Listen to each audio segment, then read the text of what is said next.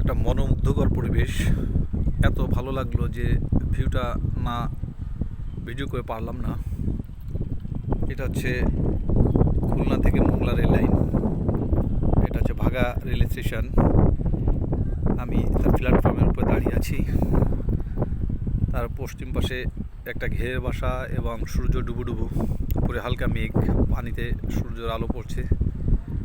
একটা অন্যরকম ফিলিংস, আর হালকা দক্ষিণা বাতাস হচ্ছে। এত সুন্দর পরিবেশ যা বলে বোঝাতে পারবো না।